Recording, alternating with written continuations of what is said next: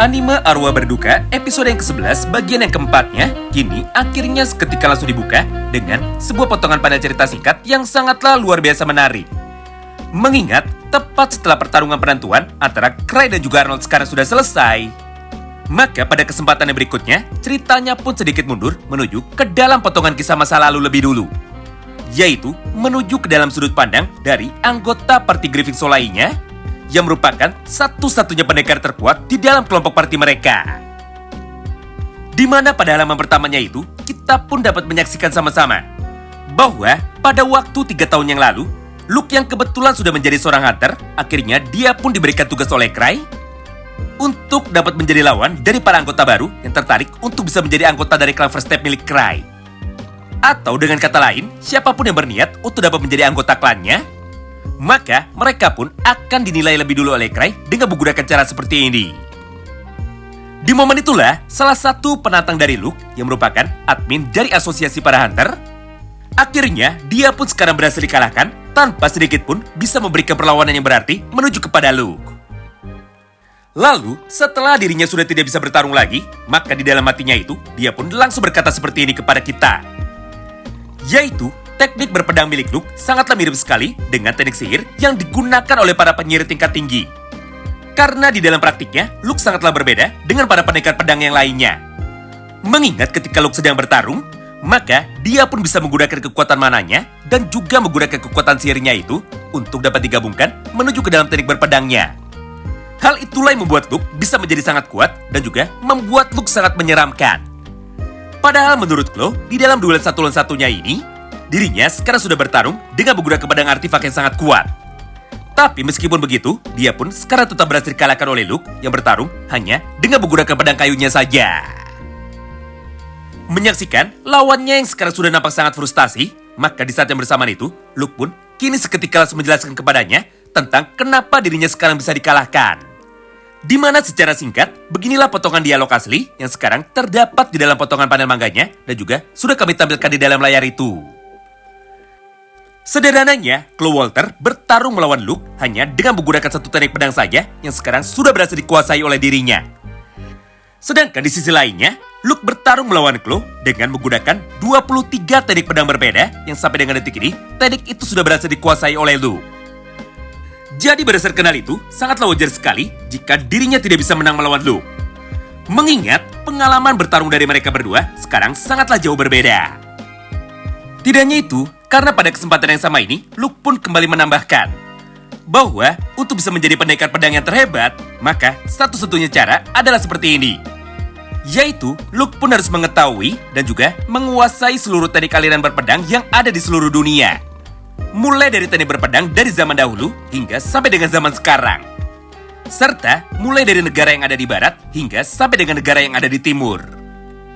Lalu, setelah Luke sudah bisa menguasai beberapa teknik berpedang dari para lawannya itu, maka Luke pun akan menciptakan satu buah teknik baru dengan menggunakan gabungan kekuatan dari teknik yang lainnya. Sehingga untuk saat ini, kekuatan berpedang dari Luke bisa menjadi sangat kuat, walaupun pada dasarnya Luke sekarang masih belajar sesuai dengan perintah dari Cray. Selain itu, untuk dapat menjadi pendekar pedang yang terkuat, dirimu tidak boleh bergantung dengan kekuatan artifak yang terdapat di dalam pedangmu itu. Karena sejatinya, pendekar pedang yang terhebat sama sekali tidak pernah pusing untuk dapat bisa memilih senjatanya. Mengingat, kita pun harus bisa menggunakan pedang apapun, dan juga kita pun harus bisa menggunakan senjata apapun tepat di dalam setiap pertarungan. Itulah yang menjadikan alasan kenapa untuk saat ini aku bisa menjadi pendekar pedang yang jauh lebih kuat daripada dirimu, walaupun aku hanya menggunakan pedang kayu saja yang kebetulan sudah diberikan oleh Cray kepadaku. Yap, sebenarnya ini adalah sebuah kesalahpahaman. Mengingat tujuan dari Cray memberikan pedang kayu itu kepada Luke adalah supaya dirinya tidak bisa menggunakan kekuatannya untuk dapat melukai orang lain. Tapi faktanya, Luke pun sekarang malah menganggap jika permintaan dari Cray itu adalah sebuah ujian bagi dirinya dan juga adalah sebuah latihan bagi dirinya. Sehingga Luke pun menjadi semakin terobsesi untuk bisa terus berlatih dan juga untuk bertambah kuat supaya dirinya tidak bergantung kepada kekuatan dari artifak. Nah, setelah mendengarkan semua penjelasan tentang kekuatan dari Luke barusan, maka pada akhir kalimatnya itu, Luke pun segera membuka penutup kepalanya sambil berkata seperti ini kepada lawannya. Yaitu, aku berterima kasih kepada dirimu. Karena berkat pertarungan kita kali ini, aku pun jadi bisa belajar satu buah teknik pedang baru yang kebetulan sudah kau miliki. Selain itu, dirimu tidak boleh menyerah hanya karena sekarang sudah berhasil aku kalahkan. Karena faktanya, kau ini sebenarnya sangatlah kuat. Tapi untuk saat ini, aku pun juga jauh lebih kuat daripada dirimu. Jadi mulai dari sekarang, tolong ingatlah, namaku adalah Luke. Dan aku adalah seorang pendekar pedang dengan julukan pendekar pedang suci alias Absolute Divine Sword.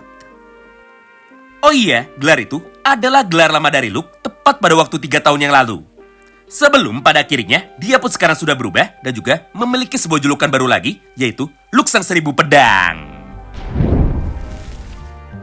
Kemudian, setelah mengucapkan semua itu kepada lawannya, dan juga setelah menjelaskan semua kekuatannya itu kepada kita, maka pada akhir halamannya ini, Luke pun segera merangkul pundak dari Cry, serta dia pun sekarang langsung pergi untuk dapat meninggalkan ruangan pertarungan mereka. Gara-gara itulah, Chloe, yang merupakan keponakan dari Guard, akhirnya dia pun saat ini langsung memutuskan bahwa dirinya sama sekali tidak cocok untuk bisa menjadi seorang hunter. Serta mulai dari sana juga lah, Chloe pun segera merubah pekerjaannya dari seorang hunter untuk menjadi seorang admin. Demi bisa terus membantu Cry dan juga teman-teman yang lain, bahkan sampai dengan saat ini, walaupun dengan cara yang berbeda, bukan sebagai seorang hunter lagi. Nah, setelah melihat sebuah potongan cerita masa lalu dari sudut pandang Luke, maka pada halamannya berikutnya, Shin pun kini seketika langsung berpindah menuju ke dalam masa sekarang. Sederhananya, setelah pertarungan dari Cry sudah selesai, maka kita pun lebih dulu diperlihatkan tentang sebuah proses latihan terbaru yang kebetulan sekarang sedang dilakukan oleh Lee Smart. Sebelum dirinya akan pergi untuk dapat berpetualang lagi pada anime season yang keduanya nanti. Mengingat pada gambar itu, kita pun bisa melihat bahwa Lee pun sekarang sedang bertarung melawan monster golem hasil buatan dari Citri. Namun dalam bentuk yang lebih kecil, supaya golem itu tidak ketahuan oleh para hunter lainnya, dan juga supaya golem itu tidak diambil lagi oleh pihak kerajaan Zebrudia. Di mana di dalam praktiknya, Liz pun secara brutal kini langsung menghajar tubuh dari monster golem itu dengan menggunakan kekuatan penuhnya. Sehingga tangan dan juga kaki dari Lee Smart sekarang nampak sudah mulai berdarah akibat menghajar tubuh dari monster golem itu berkali-kali. Sementara itu di sisi lainnya, tubuh dari monster golem sekarang sama sekali tidak bergerak. Serta dia pun hanya terdiam saja, seakan-akan semua serangan dari Lee Smart tidak mempan kepadanya. Menyaksikan hal itu di depan matanya, maka Citri pun langsung berkata kepada kakaknya bahwa kekuatan dari monster golem ini sekarang sudah di-upgrade atau sekarang sudah ditingkatkan sesuai dengan kekuatan dari Lee Smart. Jadi tidak peduli apapun yang dilakukan oleh Lee Smart, faktanya dia pun tidak akan pernah bisa mengalahkan kekuatan dari monster golem jika Lee Smart bertarung dengan menggunakan kekuatan fisiknya saja, tanpa menggunakan kekuatan dari artefaknya juga, dan juga tanpa menggunakan kekuatan skillnya. Karena pada dasarnya, kelas dari Lee Smart adalah seorang thief. Sedangkan tubuh dari monster golem ini dibuat berdasarkan kekuatan tiruan dari Anthem Smart. Jadi sampai kapanpun, hunter dengan kelas thief tidak akan pernah bisa menembus benteng pertahanan ketat dari hunter dengan kelas paladin. Namun, ketika Citri baru saja berkata seperti itu kepada kakaknya, maka di saat yang bersamaan, tubuh dari monster golem itu akhirnya tiba-tiba saja saat ini langsung berhenti, dan juga dia pun akhirnya seketika langsung menjadi tumbang. Kemudian pada gambar panel manga ini, Liz pun segera berkata menuju kepada Citri lagi. Woi Citri, cepat bawakan monster golem baru untuk bisa menjadi lawan bertarungku. Karena aku sekarang harus meningkatkan kekuatanku lagi, supaya aku tidak tertinggal dari kalian semua. Mendengar dan juga melihat semua itu di depan matanya, Citri pun segera menghampiri tubuh dari monster golem untuk dapat mengecek bagaimana kondisinya. Lalu ketika Citri sudah mulai mendekat, maka dia pun sekarang langsung menjadi sadar bahwa sendi dari monster golem ini sekarang masihlah sangat rapuh. Jadi, walaupun dari luar tubuh monster golem sama sekali tidak bisa digores, namun faktanya jika sendi-sendinya sudah diserang, maka secara otomatis mesinnya pun akan berubah menjadi panas, dan juga monster golem itu akan menjadi rusak dengan sendirinya. Berdasarkan hal itu, maka Citri pun sekarang tidak bisa membantu Lee Smart lagi untuk bisa berlatih. Karena kenyataannya, monster golem ini adalah monster golem terakhir yang kebetulan sekarang masih bisa disimpan dan juga bisa dibuat oleh Citri. Nah, setelah diperlihatkan tentang proses latihan dari Lee Smart melawan monster golem buatan dari Citri, maka untuk dapat menenangkan hati dari Lee Smart, Citri pun sekarang langsung mengalihkan pembicaraannya. Di mana pada kesempatan ini, Citri pun segera berkata lagi kepada kakaknya bahwa kemarin sore Cry sebenarnya sudah bertarung untuk bisa melawan Arnold. Walaupun pada awalnya Tino yang memutuskan untuk dapat turun tangan, tapi pada akhirnya Tino pun bisa dikalahkan oleh hunter level 7 itu. Hal itulah yang membuat Cry akhirnya seketika langsung menjadi sangat emosi. Sampai dia pun rela mengotori tangannya sendiri untuk dapat mengalahkan hunter level 7 itu dengan menggunakan kekuatan sihir gravitasinya. Namun, meskipun Arnold sekarang sudah berhasil dikalahkan, tapi aku yakin dia pun pasti akan datang lagi untuk dapat menyerang kita. Jadi berdasarkan hal itu, apakah yang akan kau lakukan saat ini? Mengingat kaulah yang sudah memulai pertarungan tepat di antara kita semua. Mendengar pertanyaan itu dari Citri, Lismar pun kini seketika langsung membalasnya. Bahwa jika Cry memintanya untuk dapat menyerang Arnold, maka aku pun akan langsung membunuhnya sekarang juga karena dia sudah berani mencari gara-gara dengan Cry. Tapi aku yakin Cry pasti tidak akan memintaku untuk dapat melakukan hal itu.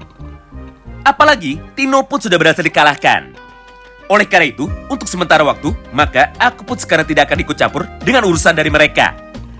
Mengingat Tino pun harus menyelesaikan masalahnya lebih dulu dan juga dia pun harus dapat mengalahkan hunter level 7 itu dengan menggunakan kekuatannya sendiri.